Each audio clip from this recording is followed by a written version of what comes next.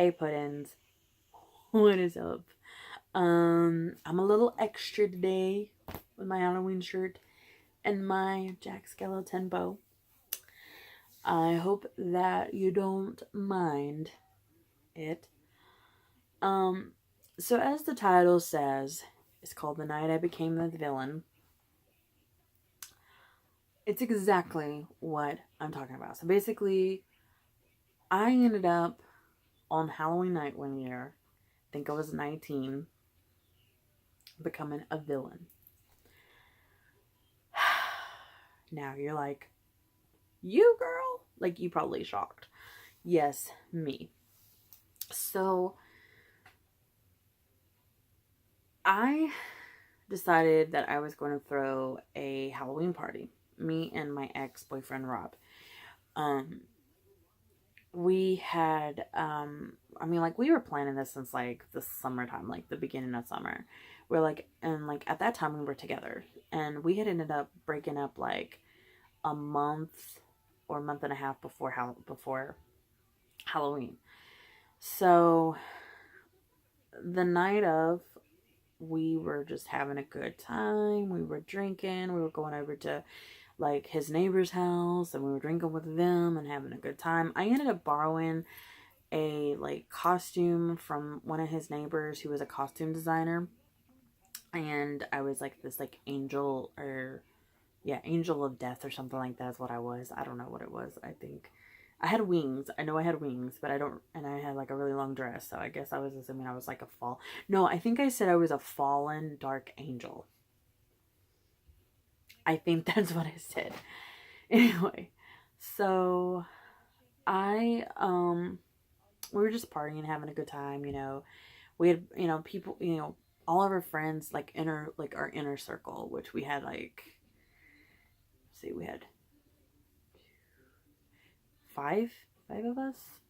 There was five of us, I think, in our inner circle. We each like invited a few people. Well, besides me, I didn't really invite anybody. I didn't really want to like party with anybody that I knew back then, besides my cousin. And my cousin was either working or she had other plans or something like that. Plus, she's a total buzzkill half the time anyway. So like we had all like brought like we had brought at least one or two people, and me and my ex just decided to bring one another. You know, we were just like, oh yeah, we'll just say that like I brought you and you say you brought me, you know, since we are hosting the party and all.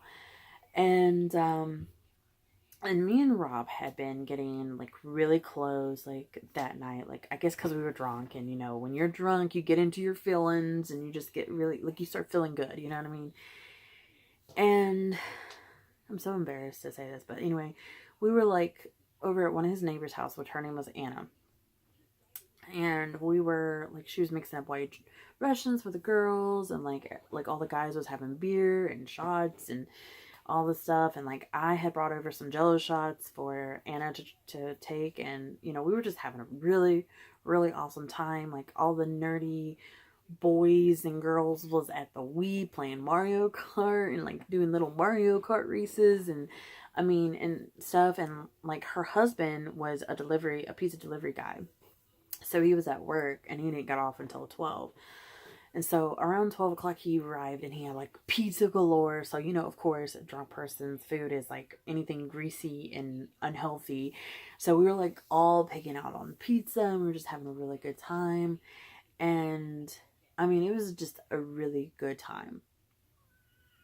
And a couple of days before Halloween, I don't know if I mentioned this, but I did break up with an ex of mine who was controlling, and I just didn't want to be in that relationship anymore. And so, of course, that's the reason why we decided to bring one another, me and my ex. And so after, I say about 1 o'clock, 1:30, 2 o'clock, somewhere around there, I think the party was starting to slowly fade, you know, like more people were leaving because either they had to work, or they were tired, or they I don't know, whatever. And so we just took it upon ourselves to just leave altogether over at Anna and her husband's house. And I don't remember what her husband's name, to be honest with you. I just remember her name. So we you know, we said bye bye, and Anna's husband, Anna's brother-in-law lived across the street. So he was walking across with us. And he's like, I'm gonna go in my house and I'm gonna go watch a horror movie and like maybe pass out. And we're like, okay, well, have a good night, you know. And so my friend Andre, which is actually technically my ex's friend, he was like, let's go for a ride. Let's go riding. And I'm like, are you sure about this? Like, it's like 2 o'clock in the morning at this point. So, like, of course, all 5 of us, the inner circle, we all were going to hop in. I got into the front seat and I was going to ride up front because, like, they always did that because, if it was me, Rob, and Andre, I would always sit up front, in the passenger side, and Rob would always sit in the back. So my best friend, who was like a brother, his name is David, his girlfriend, Melissa, she pushed him out the car and told him to fuck off and stay where he was at, which was over at Rob's apartment.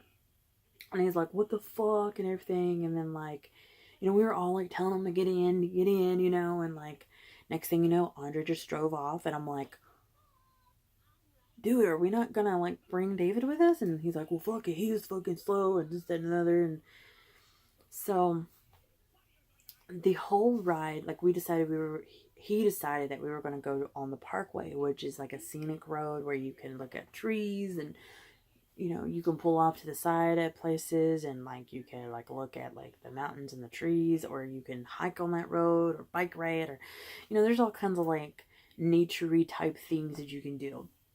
So, we pulled off to, on the way there, I started to hear, like, little giggles and like kissing noises, like I can't really, like, I'm not gonna do it on my hand because it looks stupid, but,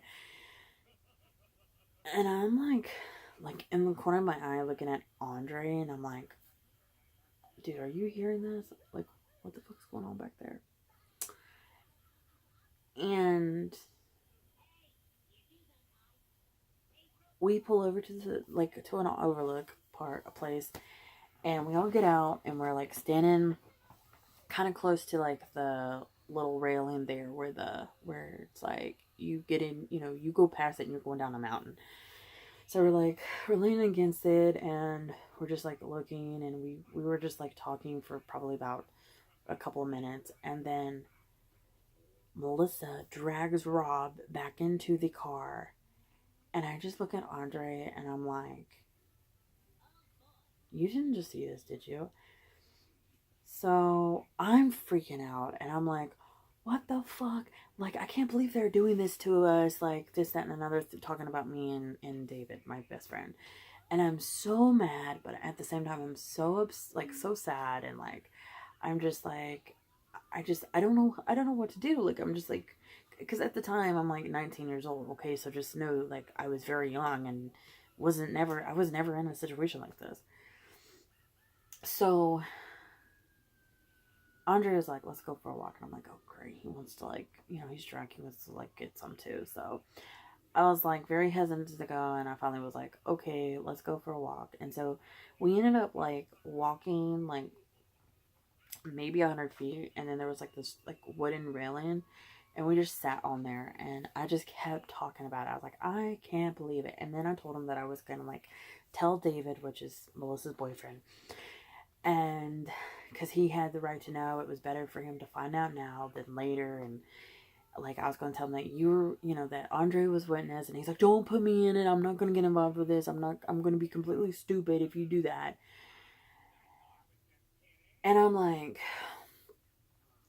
really? And like, so like he, whatever.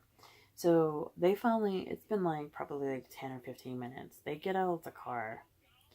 She's adjusting her top and like doing this, and he's kind of like adjusting his pants and like buckling his belt. And I look at Andre and I'm like, did you just see that? He's like, yeah. I was like, that's not a dead giveaway, they're fucking. or they fucked. He's like, but I'm not into this shit. You know what I'm saying? I'm gonna stay the fuck out of this shit. Blah, blah, blah, blah. And like Andre, he's a big dude, you know, but he's like a teddy bear, you know, and he's like an older, he's more like a brother to me than anything too, you know. But at that point I was like, are you seriously gonna just leave me hanging like that? Like, come on now. So we all get back in the car and we're heading back to Rob's house, which is my ex-boyfriend's house.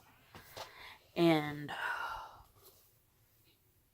I'm very quiet because, like, when I'm upset and sad or like when I'm mad and sad at the same time, I get very quiet.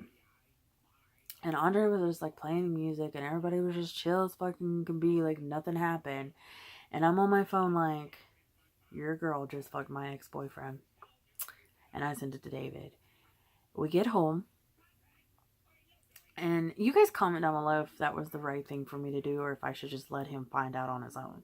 You know what I mean? Just comment down below if you think that that was a good friend move, or if I should have just remained quiet about it. So we get home, and he, of course, David is really, really pissed. And he pulls Melissa out the car. And he's like, you're fucking whore, I can't believe you do this, and this, that, and the third. That is like, at that point is what I remember. Like, that's the last part of what I remember of that night. Now, the rest of the night is what others have said I did. So, whether or not it's true or not, I cannot vouch for it or anything like that, because I totally blacked out after that point. Now, just letting you know, I did have at least 4 beers, 4 or 5 shots of Jello shots. I had like 3 White Russians. I was taking shots of other liquor. So like, I had a good amount of liquor in me. And I didn't like hallucinate or see any, you know, like think that it, you know, like I didn't hallucinate what I saw. Like, you know, when I'm drunk, I might be a little fucked up and like whatever, but like, I know what I see. You know, even if I'm like really, really fucked up, you know what I mean? Like, to the point where I am completely blacked out. So, at this point into the story, this is what others had told me. So, apparently, I went upstairs to change into, like, I guess, sleep stuff, because I just was, like, gonna crash over at my ex's house. And I closed the door. They said I closed the door because, I think Andre was in there, and Andre said that he was in there, so I shut the door. And he said, as I was like pulling my shirt down, he said he remembers seeing my shirt down. She comes and yanks my hair. And he says that all I do is just start punching the side of her face, because I'm trying to like get this bitch off of me and everything, right?